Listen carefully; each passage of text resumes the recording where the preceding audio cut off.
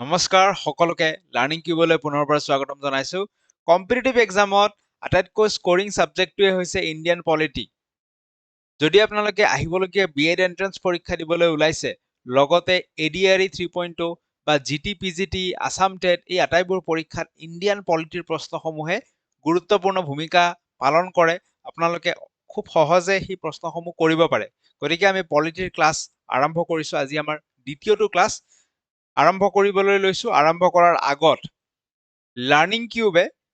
প্ৰকাশ কৰি উলিয়াইছে, ই বুক আকাৰে প্ৰকাশ কৰিছে এখন master guide book for B Ed entrance 2026। যিসকলে বিএড এন্ট্ৰেন্স দিব এইবছৰ তেওঁলোকে এই ই বুকখন পাৰচেজ কৰিব পাৰে। স্ক্ৰীনত দিয়া নম্বৰত হোৱাটছএপ এটা কৰি দিব। 149 ৰুপিজত আপোনালোকে এই ই বুকখন লাভ কৰিব। ইয়াৰ আগতেও যোৱা বছৰ যেতিয়া আমি ক্লাছেছ আনিছিলো বহুত ফ্ৰুটফুল হৈছিল। ষ্টুডেণ্টসকলৰ কমেণ্ট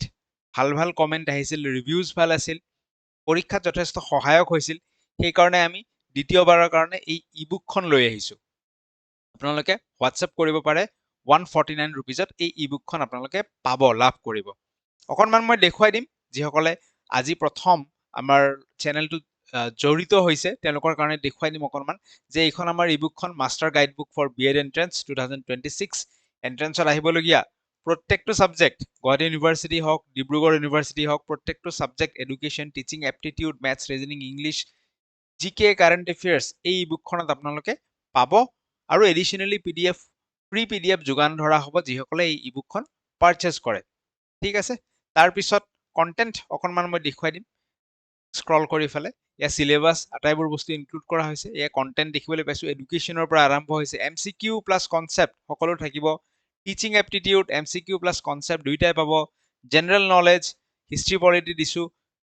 আৰু কিছু জেনেৰেল নলেজ এডিশ্যনেলি পিডিএফ আকাৰে মই দি দিম। ঠিক আছে, যিসকলে ই বুকখন লয়। ইংলিছৰ পাব আপোনালোকে,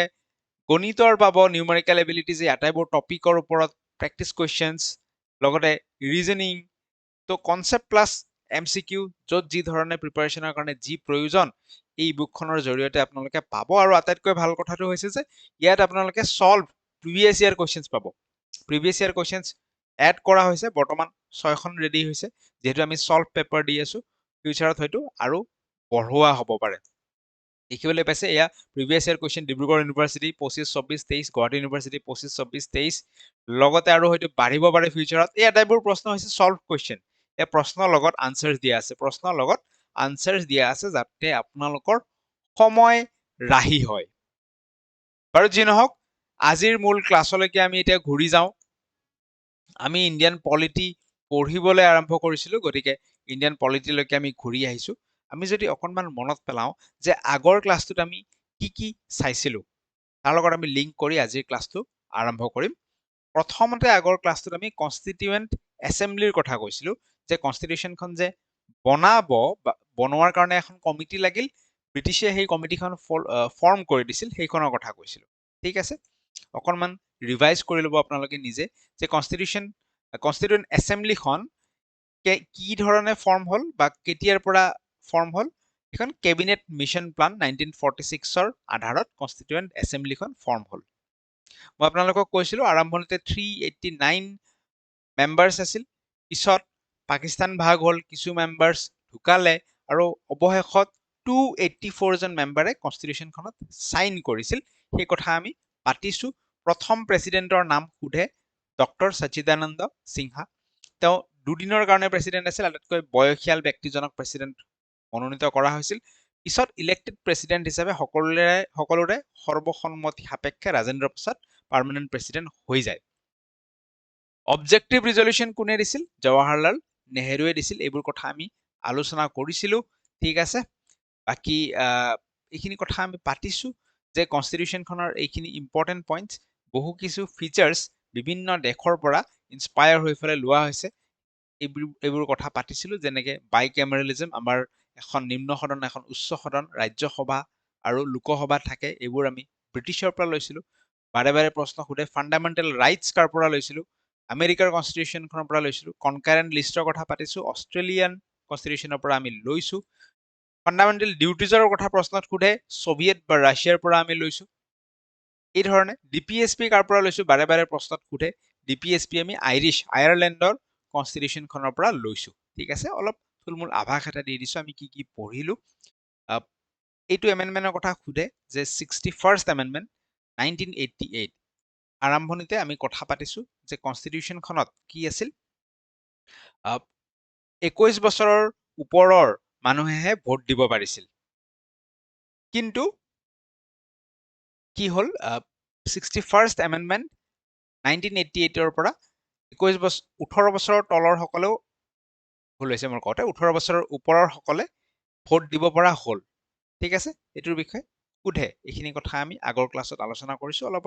ৰিভাইজ কৰাই দি আছো আপোনালোকক যদি যিসকলে ভিডিওটো চাইছে ন্যাশনাল ইমাৰ্জেন্সি আমাৰ তিনি ধৰণৰ আৰ্টিকেল মনত ৰাখিব 352 প্ৰেসিডেন্টস ৰুল বা ষ্টেট ইমাৰ্জেন্সি আৰ্টিকেল 356 আৰু financial emergency article 360 national emergency এতিয়ালৈকে কেইবাৰ লাগিছে সুধিলে আমি কম তিনিবাৰ লাগিছে ফাইনেন্সিয়েল ইমাৰ্জেন্সি এবাৰো লগা নাই আৰু প্ৰেসিডেন্ট ৰুল যেহেতু লাগিয়ে থাকে গতিকে সেই বিষয়ে প্ৰশ্ন নুসুধে ঠিক আছে লাষ্ট আমি পঢ়িছিলো যে ইমাৰ্জেন্সিৰ সময়ত ফান্ডামেন্টাল ৰাইট সাসপেন্ড হৈ যায় ঠিক আছে কিন্তু দুটা ফান্ডামেন্টাল ৰাইট আছে আৰ্টিকেল 20 আৰু আৰ্টিকেল 21 এই দুটা ইমাৰ্জেন্সিৰ সময়তো সাসপেন্ড নহয় এইখিনি কথা প্ৰিভিয়াস ক্লাছৰ আছিল আজিৰ ক্লাছ আমি আৰম্ভ কৰিবলৈ লৈছো আজি আমি পঢ়িম প্ৰিএম্বল অফ দ্য ইণ্ডিয়ান কনষ্টিটিউশ্যন প্ৰস্তাৱনা বুলি যাক অসমীয়াত কোৱা হয় তো প্ৰিএম্বল কি হয় আমি এটা শব্দ শুনো লাৰ্নিং অবজেক্টিভ যেতিয়া আমি ক্লাছ এটা কৰাবলৈ যাম বা যেতিয়া আমি লেসন প্ল্যান এটা লিখিম লাৰ্নিং অবজেক্টিভ যে কি অবজেক্টিভ কি আছে আমাৰ কি পইণ্টছত এই ক্লাছটো কৰিম আমাৰ উদ্দেশ্য আমি পইণ্ট আউট কৰি ললো ঠিক আছে তো ঠিক সেই ধৰণে সংবিধানখন বনোৱাৰ আগতেই জৱাহৰলাল নেহেৰুৱে উদ্দেশ্যসমূহ যে থিম কি হ'ব কোনটো লাইনত আমি সংবিধানখন লৈ যাম সেই থিমটো তেওঁ লিখিছিল আৰু নাম দিছিল অবজেক্টিভ ৰিজলিউশ্যন উঠে প্ৰশ্ন কোনে অবজেক্টিভ ৰিজলিউশ্যন দিছিল জৱাহৰলাল নেহেৰুৱে দিছিল এই অবজেক্টিভ ৰিজলিউশ্যনটোৱে পিছলৈ যেতিয়া সংবিধানখন ৰেডি হৈ গ'ল অবজেক্টিভ ৰিজলিউশ্যনখন উঠাই কিনে সংবিধানৰ প্ৰথম পাঠটোত চিপকাই দিলে আৰু নাম দিয়া হল প্ৰিএম্বল বা প্ৰস্তাৱনা প্ৰথম পাঠটো ন দাপোন প্ৰিএম্বল প্ৰস্তাৱনা প্ৰথম পাঠটোত চিপকাই দিলে বুজি পালো প্ৰিএম্বল কি হয় তো এইটো প্ৰশ্ন অবজেক্টিভ ৰিজলিউশ্যন কোনে দিছে জৱাহৰলাল নেহেৰুৱে দিছে সো ইয়াৰ সাইডৰ স্ক্ৰিনত আমি দেখিবলৈ পাইছো সংবিধানখনৰ প্ৰিএম্বলত এইখিনি কথা লিখা আছে তো প্ৰশ্ন কি ধৰণৰ আহে ইয়াৰ পৰা ওয়াৰ্ড উঠাই দিয়ে যে এই ওয়াৰ্ড কেইটাৰ কোন কেইটা প্ৰিএম্বলত আছে কোন কেইটা প্ৰিএম্বলত নাই এই ধৰণৰ প্ৰশ্ন আহে বা এই ওয়াৰ্ড কেইটাৰ কোনটোৰ মিনিং কি সেই ধৰণৰো প্ৰশ্ন আহে তো প্ৰিএম্বলত কি কৈছে উই দা পিপল অফ ইণ্ডিয়া আমি ভাৰতীয় মানুহখিনিয়ে এইবিলাক সংবিধানৰ নামত অমুক কৰি আমাক মেইনলি লাগে এই ওয়াৰ্ড কেইটা ইণ্ডিয়াখন কেনেকুৱা এই ওয়াৰ্ড কেইটা প্ৰিএম্বলত উল্লেখ আছে কি ওয়াৰ্ড বোলে সভৰেইন সোশিয়েলিষ্ট সেকুলাৰ ডেমক্ৰেটিক ৰিপাব্লিক ঠিক আছে কি ওয়াৰ্ড ইফালেও মই লিখি দিছো কি ওয়াৰ্ড সভৰেইন আহা নাই পেনটো অকমান কাম কৰা নাই সো কি ওয়াৰ্ড সভৰেইন সোশিয়েলিষ্ট সেকুলাৰ ডেমক্ৰেটিক আৰু ৰিপাব্লিক প্ৰথমতে এই ওয়াৰ্ড কেইটা কৈছে সভৰেইন মানে সাৰ্বভৌমত্ব মানে কি যে আমি আমাৰ নিজৰ ডিসিশন নিজে ল'ব পাৰো এই যে যোৱাকালি কিছু কথা পাতিছিলো ডমিনিয়ন ষ্টেটাছ বুলি এটা কথা পাতিছিলো ডমিনিয়ন ষ্টেটাছ মানে কি আমি নিজে নিজৰ শাসনটো চলাম কিন্তু কিছুমান কথাত আমাৰ নিজৰ অধিকাৰ নাথাকিব যেনেকে হয়তো আমাৰ আৰ্মি আমাৰ লগত নাথাকিব পাৰে দ্যাট ইজ ডমিনিয়ন ষ্টেটাছ কিন্তু যেতিয়া সাৰ্বভৌমত্ব হ'ব সভৰেইন হ'ব তেতিয়া আমি আমাৰ নিজৰ সকলো সিদ্ধান্ত আমি নিজে ল'ব পাৰিম সেয়া লাগিলে আন্তঃৰাষ্ট্ৰীয় ক্ষেত্ৰতে হওক বা যি ক্ষেত্ৰতে নহওক য'তেই সিদ্ধান্ত ল'ব লগা থাকে নিজে ল'ব পাৰিম বিভিন্ন সময়ত এইকেইদিন নিউজত আমেৰিকাই যেতিয়া কয় যে ভাৰতে ৰাছিয়াৰ পৰা তেল কিনিব নালাগে তেতিয়া ভাৰতৰ উত্তৰটো সদায় সেইটো থাকে যে উই আৰ এ সভৰেইন নেশ্যন আমি সাৰ্বভৌমত্ব বা সাৰ্বভৌম যি কওঁ সেই ধৰণৰ আমি এখন ৰাষ্ট্ৰ গতিকে আমি আমাৰ নিজৰ সিদ্ধান্ত নিজে ল'ম তোমালোকে আমাক ডিক্টেট নকৰিবা বুজি পালো সভৰেইন ওয়াৰ্ডটো আছে নেক্সট ওয়াৰ্ডটো হৈছে সোশিয়েলিষ্ট কি হয় যে আমি সোসাইটিৰ যি ইনইকুৱেলিটিজ আছে এই ইনইকুৱেলিটিজ কম কৰিবলৈ সদায় যত্ন কৰিম আমি সোসাইটিৰ কাৰণে কাম কৰিম গোটেই সমাজখনৰ ভালৰ কাৰণে সেইকাৰণে আমাৰ শিক্ষা স্বাস্থ্য ওমেন এম্পাৱাৰমেণ্ট এইবোৰৰ ওপৰত গুৰুত্ব আৰোপ কৰা হয় কিয় এইবোৰৰ ওপৰত গুৰুত্ব আৰোপ কৰে যাতে সোসাইটিত ইনইকুৱেলিটিজ নাথাকে সোশিয়েলিষ্ট আৰু ৱেলফেয়াৰ ষ্টেট এইবিলাক ৰিলেটেড বস্তু যে চৰকাৰখনে সদায় আঁচনিসমূহ যে আনে কিয় আনে চৰকাৰখনে সদায় চেষ্টা কৰে যে তাৰ নাগৰিক বা চিটিজেনসকলক সুবিধাসমূহ প্ৰদান কৰিবলৈ সেই সুবিধাসমূহ প্ৰদান কৰিলেহে কি হ'ব ইনইকুৱেলিটিছটো কমিব নহ'লে দুখীয়া মানুহ আৰু বেছি দুখীয়া হৈ গৈ থাকিব ধনী মানুহ আৰু বেছি ধনী হৈ গৈ থাকিব ঠিক আছে নেক্সট আহি গ'ল সেকুলাৰ সাধাৰণতে যদি আমি গোটেই সেকুলাৰ ৱৰ্ডটোৰ ডিক্সনেৰিয়েল মিনিং চাওঁ সেকুলাৰ ৱৰ্ডটোৰ ডিক্সনেৰিয়েল মিনিংটো হৈছে যে ধৰ্ম নথকা ধৰ্মৰ লগত মোৰ কোনো কানেকশ্যন নাই ঠিক আছে চ' ইণ্টাৰনেশ্যনেলি সেকুলাৰ বুলি ক'লে সেইটোৱে বুজা যায় যে যাৰ কোনো ধৰ্ম নাই কিন্তু ইণ্ডিয়ান পাৰ্সপেক্টিভত সেকুলাৰটোৰ আকৌ মিনিং আকৌ বেলেগ ইণ্ডিয়ান পাৰ্সপেক্টিভৰ সেকুলাৰৰ মিনিংটো হৈছে এইটো প্ৰশ্ন সোধে যে ইণ্ডিয়ান পাৰ্সপেক্টিভত সেকুলাৰ কি সেকুলাৰ হৈছে যে আমি সকলো ধৰ্মকে সমানে সন্মান কৰোঁ সকলো ধৰ্মকে প্ৰমোট কৰিবলৈ সুযোগ প্ৰদান কৰোঁ তো এইটো হৈছে সেকুলাৰ সেকুলাৰ মানে দেশখন এটা ধৰ্মৰ ফালে এলাইন নহয় সকলো ধৰ্মক সমানে সন্মান কৰে সকলো ধৰ্মক সমানে চায় নেক্সট ইজ ডেমক্ৰেটিক ডেমক্ৰেটিক বুজি পালো গণতান্ত্ৰিক আমি ৰাইজে আমাৰ প্ৰতিনিধি ভোট দি ফালে আমি কি কৰোঁ আমাৰ ৰিপ্ৰেজেন্টেটিভ সিলেক্ট কৰোঁ ডেমক্ৰেটিক ৰিপাব্লিক শব্দটোৰ অৰ্থ সোধে পৰীক্ষাত ঠিক আছে কেইবাবাৰো সুধিছে যে ৰিপাব্লিক ভাৰত এখন ৰিপাব্লিক মানেনো কি ৰিপাব্লিক মানে হৈছে head of state is elected ভাৰতৰ হেড আটাইতকৈ ডাঙৰ কোন ৰাষ্ট্ৰপতিজনো ইলেক্টেড গণতন্ত্ৰৰ মাধ্যমেৰে নিৰ্বাচিত হৈ আহিছে কিন্তু যদি আমি ইউনাইটেড কিংডমত চাওঁ ব্ৰিটেইনত চাওঁ ব্ৰিটেইনৰ এতিয়াও কি আছে ৰজা আছে বা ৰাণী আছে এই নাম শুনি থাকো এলিজাবেথ কিবা কিবি তো ব্ৰিটেইনখন ৰিপাব্লিক নহয় সেইখনক কোৱা হয় কনষ্টিটিউচনেল মনাৰ্কি মানে এতিয়াও তাত ৰজা আছে হয় সংবিধান চলি আছে সংবিধানৰ মতে চলে কিন্তু ৰিপাব্লিক নহয় আনহাতে ভাৰতখন এখন ৰিপাব্লিক কাৰণ হেড অফ ষ্টেটজনো ইলেক্টেড হয় ৰাষ্ট্ৰপতিজনো নিৰ্বাচিত হয় আমি ডাইৰেক্ট ভোট নিদিওঁ কিন্তু আমি যিসকল জনপ্ৰতিনিধিক ভোট দিছো তেওঁলোকে আকৌ ভোট দি ৰাষ্ট্ৰপতিজনক সিলেক্ট কৰে গতিকে head of state is elected by the people therefore it is republic মনত থাকিব প্ৰশ্ন আহে চ' প্ৰথম পেৰাত থকা ৱৰ্ড কেইটা আমি বুজিলো নেক্সট পেৰাৰ ফালে আমি আগবাঢ়ো কি কৈছে টু সিকিউৰ ইটস সিটিজেনছ সংবিধানখনে চিটিজেনক কি দিব বিচাৰে সংবিধানখনে জাষ্টিস দিব বিচাৰে কিহৰ জাষ্টিস সোশিয়েল ইকনমিক এণ্ড পলিটিকেল জাষ্টিস দিব বিচাৰে সোশিয়েল জাষ্টিস সোসাইটিৰ ইনইকুৱেলিটি কমাব লাগে ইকনমিক জাষ্টিস এমপ্লয়মেন্টৰ সুবিধা দিয়া সেইবোৰ আৰু পলিটিকেল জাষ্টিস ভোট দিয়া বা ইলেকশ্যনত উঠিবলৈ সুযোগ দিয়া সেই আটাইবোৰ বস্তু জাষ্টিস নেক্সট লিবাৰ্টি মানে কাইণ্ড অফ ফ্ৰীডম সংবিধানখনে নাগৰিকক কি দিব বিচাৰে লিবাৰ্টি এটা ফ্ৰীডম দিব বিচাৰে কি ফ্ৰীডম বুলি লিখা আছে যেনেকে liberty of thought expression belief faith and worship যে মই মই কি ধৰণে ভাবো তো মোৰ লিবাৰ্টি থাকিব লাগে এক্সপ্ৰেছন মোৰ কিবা মন গৈছে মই ক'লো ফ্ৰীডম অফ এক্সপ্ৰেছন বুলি যে কয় কিবা মন গৈছে মই ক'লো বা বাতৰি কাকতৰ জৰিয়তে এক্সপ্ৰেছ কৰিলো লিখিলো বিলিফ মই কোনোবা ভগৱানক বিশ্বাস কৰোঁ কিবা কৰোঁ মোৰ নিজৰ ফেইথ একেধৰণৰ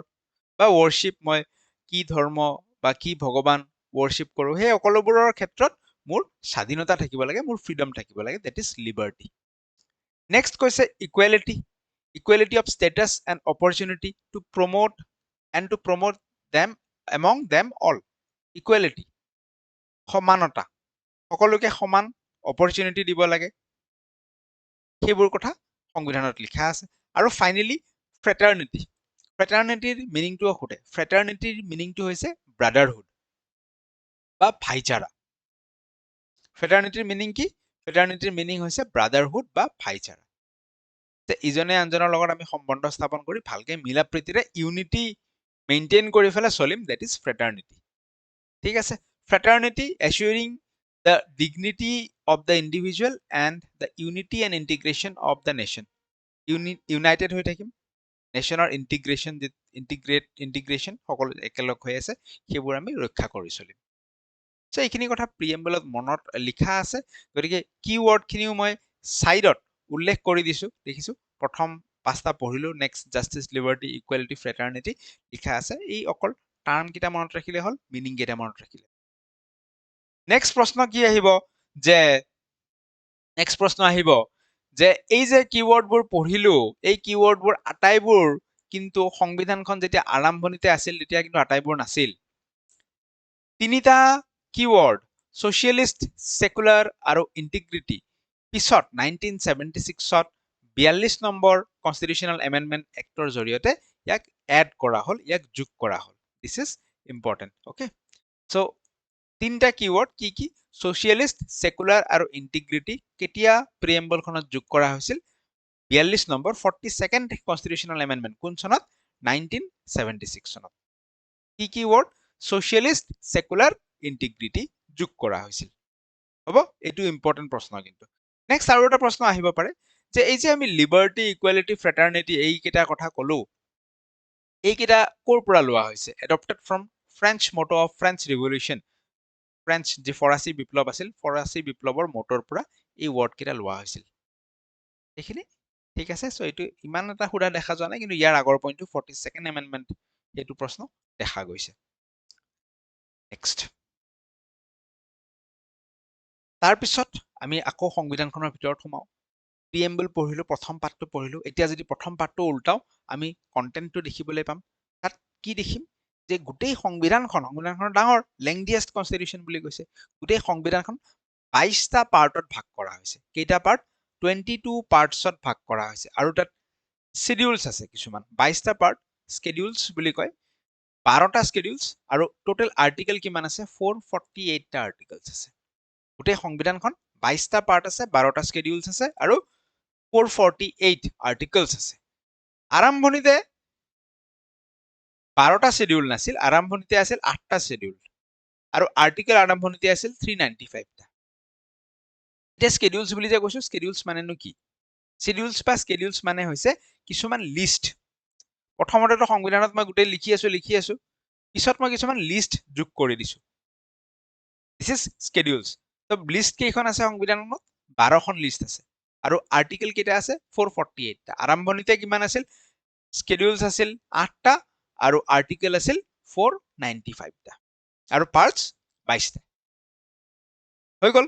পাৰ্ট আৰম্ভণিতেও 22টা বৰ্তমানো 22টা আছে পাৰ্টটো ইনক্ৰিজ কৰা হোৱা নাই নেক্সট ইম্পৰ্টেণ্ট প্ৰশ্ন আহি যায় এই স্কেডিউলছৰ পৰা প্ৰশ্ন আহে যে এই যে 12টা আমাৰ স্কেডিউল আছে এই 12টা স্কেডিউলৰ কোনটো স্কেডিউলত কি লিখা আছে স্কেডিউল মানে কি লিষ্ট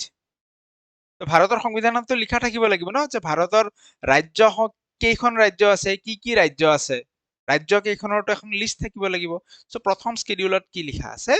প্ৰথম ফাৰ্ষ্ট স্কেডিউলত লিখা আছে list of states and union territories ভাৰতৰ কি ৰাজ্য আছে কি ইউনিয়ন টেৰিটৰিজ আছে প্ৰথম স্কেডিউলখনত লিখিলো important yes it is important যোনটো ইম্পৰ্টেণ্ট মই ষ্টাৰ মাৰ্ক দি যাম সেকেন্ড স্কেডিউলত লিখা আছে যে স্যালাৰি কোনে কিমান পাব ইয়াতো লিখিব লাগিব ন ডাঙৰ মানুহৰ স্যালাৰিৰ কথা প্ৰেসিডেন্ট গভৰ্ণৰ জাজ of supreme court and high court comptroller and auditor general তেওঁলোকৰ স্যালাৰি এইবিলাকৰ কথা ক'ত লিখা আছে সেকেন্ড স্কেডিউলত লিখা আছে হ'ব ঠিক আছে বেছি ইম্পৰ্টেণ্ট বোৰ মই ষ্টাৰ মাৰ্ক দি যাম থাৰ্ড স্কেডিউলত forms of oath and affirmation এই যে আমি দেখো যেতিয়া নতুনকৈ কোনোবাই এপইণ্ট হয় বা নতুনকৈ চৰকাৰ এখন গঠন হয় এই যে ওথ লয় কি কৰে এইটো প্ৰতিজ্ঞা ওথ শপতনামা শপত লয় সো সেই শপতবিলাক কি শপতবিলাক ক'ত লিখা থাকিব শপতবিলাক লিষ্ট শপতবোৰতো লিষ্ট থাকিব গভৰ্ণৰে কেনেকে শপত ল'ব প্ৰেসিডেন্টে কেনেকে শপত ল'ব এমপি সকলে কেনেকে ল'ব জাজ এজনে কেনেকে শপত ল'ব এই আটাইবোৰ শপতবিলাক লিখা আছে থাৰ্ড স্কেডিউলত ঠিক আছে ফোর্থ স্কেডিউলত কি লিখা আছে যে allocation of seats in the Rajya Sabha to state and union territories এতিয়া অসমৰ ৰাজ্যসভাৰ সিট কেইখন 7খন তো সব ষ্টেটৰটো 7খন নহয় সব ষ্টেট ৱাইজ বেলেগ পপুলেশ্যন ৱাইজ বেলেগ তো কোনখন ষ্টেটৰ ৰাজ্যসভাৰ কেইটা সিট থাকিব বা কোনখন ইউনিয়ন টেৰিটৰিজৰ ৰাজ্যসভাৰ কেইটা সিট থাকিব 4 নম্বৰ স্কেডিউলত লিখা আছে yes it is important star mark দি দিছো ঠিক আছে পিছত ৰিভাইজ কৰি ল'ব মনত থাকি যাব বাকি ফিফথ শিডিউল ট্ৰাইবৰ কথা কৈছে কিছুমান আমাৰ শিডিউল ট্ৰাইব এৰিয়া আছে ঠিক আছে সেই এৰিয়াবিলাকৰ কথা উল্লেখ কৰা আছে ছিক্স শিডিউলত আমাৰ অসম মেঘালয় ত্ৰিপুৰা এই ধৰণৰ কিছুমান ট্ৰাইবেল এৰিয়াৰ এডমিনিষ্ট্ৰেশ্যনৰ কথা উল্লেখ কৰা আছে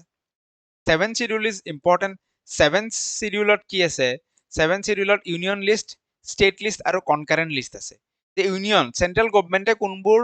বিষয়ত মনোযোগ দিব বা কোনবোৰ বিষয়ত ৰুল বনাব কাম কৰিব ষ্টেট লিষ্ট ৰাজ্য চৰকাৰখনে কোনবোৰ বিষয়ত কাম কৰিব আৰু কনকাৰেন্ট লিষ্ট দুয়োটা চৰকাৰে কোনবোৰ বিষয়ত কাম কৰিব পাৰে এতিয়া ডিফেন্সতটো ৰাজ্য চৰকাৰে নকৰে আৰ্মিৰ এপইণ্টমেণ্টটো ৰাজ্য চৰকাৰে নকৰে তো সেইটো চেন্ট্ৰেলে কৰিব ইউনিয়ন লিষ্টত লিখা থাকিব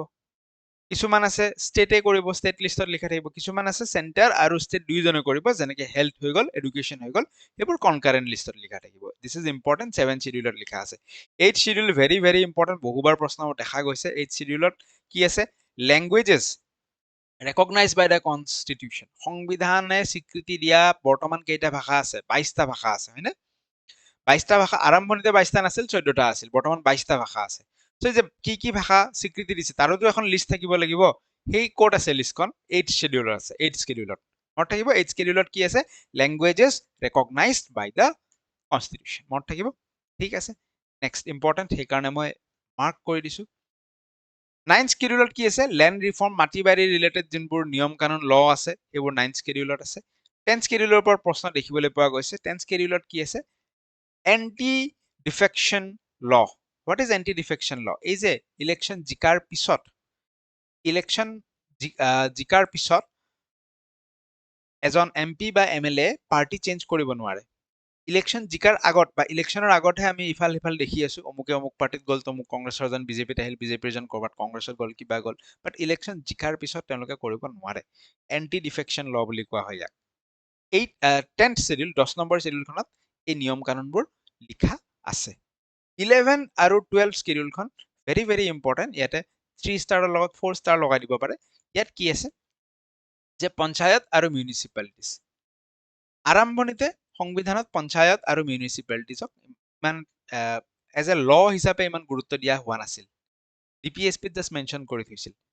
বাট পিছত পঞ্চায়ত আৰু মিউনিচিপালিটিজক কনষ্টিটিউশ্যনেল মৰ্যাদা দিয়া হয় পঞ্চায়ত আৰু মিউনিচিপালিটিজে কি সূচায় যে লোকেল গভৰ্ণমেণ্ট সূচায় পঞ্চায়ত গাঁৱৰ পৰা এজন উঠিব গাঁৱতে তাত লোকেল গভৰ্ণমেণ্ট ঠিক সেইধৰণে নগৰসমূহত মিউনিচিপালিটিজ থাকে ঠিক আছে সো পঞ্চায়তৰ বিষয়ে 11 শিডিউলত লিখা আছে মিউনিচিপালিটিজৰ বিষয়ে 12 শিডিউলত লিখা আছে মনত ৰাখিব এইটো ক্লিয়াৰ হৈছে ঠিক আছে এতিয়া অলপ আগত মই কৈছিলো যে 12টা শিডিউল পঢ়িলো কিন্তু ষ্টাৰ্টিঙত সংবিধানখন অৰিজিনেলি যেতিয়া আছিল তেতিয়া 8টাহে শিডিউল আছিল 9 10 11 আৰু 12 এইকেইটা পিছত এড কৰা হৈছে কোনটো কেতিয়া এড কৰা হৈছে 9 নম্বৰ শিডিউলটো কেতিয়া এড কৰা হৈছে প্ৰথম ফাৰ্ষ্ট কনষ্টিটিউশ্যনেল এমেণ্ডমেণ্ট 1951তে 9 নম্বৰ শিডিউলটো এড কৰা হৈছে laws related to land reforms so আগত কি আছিল প্ৰথম কনষ্টিটিউশ্যনেল এমেণ্ডমেণ্টতে এই লবোৰ মাটি বাৰী ৰিলেটেড ল আনিবলগীয়া কিয় হ'ল তাৰ কাৰণটো হৈছে যে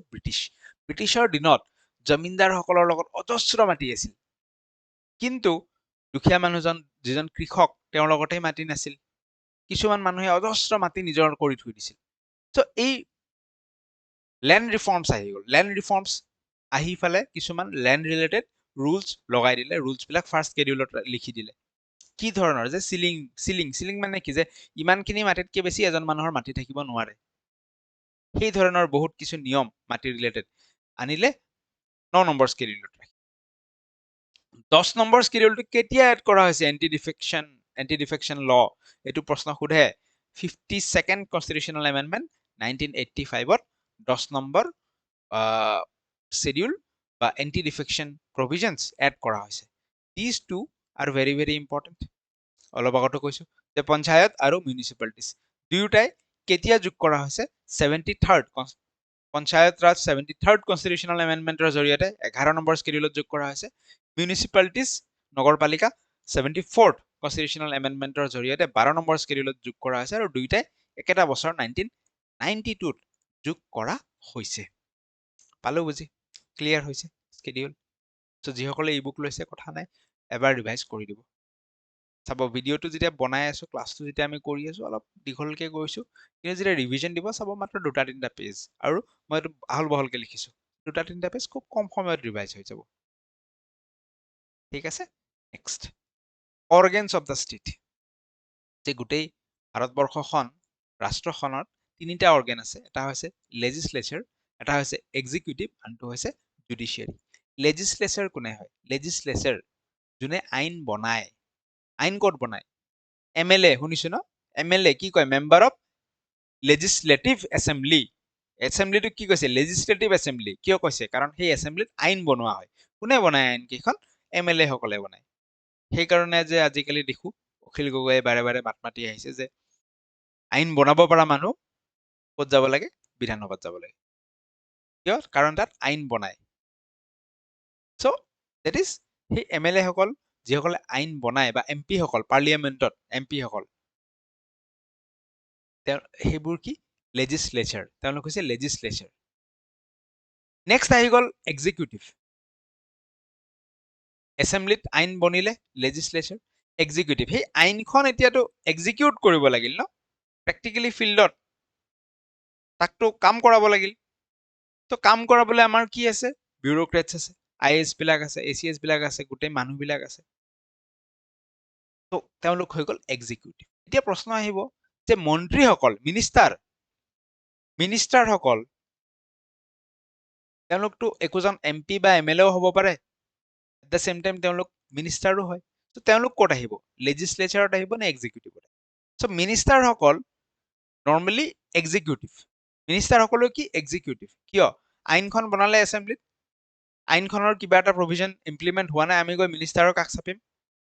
মিনিষ্টাৰজনে ইমপ্লিমেণ্টত সহায় কৰিব তেওঁ এক্সিকিউটিভ হয় আৰু দ্বিতীয়টো কাৰণ হৈছে এই যে গভৰ্ণমেণ্ট ডিপাৰ্টমেণ্টসমূহ আছে এই ডিপাৰ্টমেণ্টসমূহৰ হেড কোন ডিপাৰ্টমেণ্টসমূহৰ হেড হৈছে মিনিষ্টাৰ যেনেকৈ education minister Ranoj Pegu education related কিবা নিয়ম আছে কিন্তু নিয়মটো ইমপ্লিমেণ্ট হোৱা নাই তেওঁ ইমপ্লিমেণ্ট কৰিব চ' মিনিষ্টাৰসকল কি হয় এক্সিকিউটিভ হয় মিনিষ্টাৰৰ লগতে বিউৰোক্ৰেটছ IAS ACS যিমান এনেকুৱা মানুহবোৰ আছে যোনে যোনে আইনখন এক্সিকিউট কৰাত সহায় কৰিব সকলোখিনি এক্সিকিউটিভ আৰু থাৰ্ড আমাৰ আছে ইণ্ডিপেণ্ডেণ্ট জুডিচিয়াৰী লগতে চাই থাকিব কনষ্টিটিউশ্যনৰ নিয়ম কানুনবোৰ ঠিক থাকে আছে নে নাই কনষ্টিটিউশ্যন ক'ৰবাত ভাইলেট হৈছে নেকি কোনে চাব জুডিচিয়াৰীয়ে চাব জুডিচিয়াৰী ইজ ইণ্ডিপেণ্ডেণ্ট তেওঁলোকে লেজিসলেচাৰ আৰু এক্সিকিউটিভৰ পৰা আঁতৰি থাকে আঁতৰি পেলাই চকু দি থাকে জুডিচিয়াৰীক কোৱা হয় কাষ্টডিয়ান অফ দ্য কনষ্টিটিউশ্যনখন ঠিকমতে পালন হৈছে নে নাই ইয়াৰ প্ৰভিজনবিলাক কোনে চাব জুডিচিয়াৰীয়ে চাব বুজি পাইছো ক্লিয়াৰ হৈ গ'ল চ' তিনিটা অৰ্গেন আছে ষ্টেটখন লেজিসলেচাৰ গম পালো যোনে ল বনাব এক্সিকিউটিভ যোনে ল ইমপ্লিমেণ্ট কৰিব মিনিষ্টাৰখিনি এক্সিকিউটিভত আহিব জুডিচিয়াৰীয়ে কি কৰিব ইয়াত কোৰ্ট চিষ্টেমটো আহি গ'ল জাষ্টিচ প্ৰভাইড কৰিব সি চাই যাব ৰুলবিলাক পালন হৈছে নে হোৱা নাই ক্লিয়াৰ হৈছে ঠিক আছে চ' আই থিংক আজি চিটিজেনশ্বিপলৈকে আমি আজি নাযাওঁ নেক্সট ক্লাছত যাম আজি আমি ইয়াতে এণ্ড কৰিব বিচাৰিছো বাকী যদি ভাল পাইছে আপোনালোকে জনাব ডেফিনেটলি কমেণ্ট কৰিব কিবা এষাৰ লগতে আপোনালোকৰ যিসকল চিনাকি বন্ধু বান্ধৱী আছে যিসকলে পৰীক্ষা দিব BEd এন্ট্ৰেন্স দিব আন পৰীক্ষা দিব শ্বেয়াৰ কৰক ভিডিঅ'টো একেলগে শিকক তেওঁলোকেও শিকক আপুনিও শিকক আমিও গ্ৰ' কৰোঁ আপোনালোকে শ্বেয়াৰ কৰিলে thank you so' much guide book ল'ব বিচৰাসকলে স্ক্ৰীণত দিয়া নাম্বাৰত এটা হোৱাটছএপ কৰিব 149 ৰুপিজত সম্পূৰ্ণ গাইড বুকখন ফুল চিলেবাছৰ গাইড বুকখন আপোনালোকে লাভ কৰিব পাৰিব থেংক ইউ ছ' মাছ পুনৰ লগ পাম নেক্সট ক্লাছত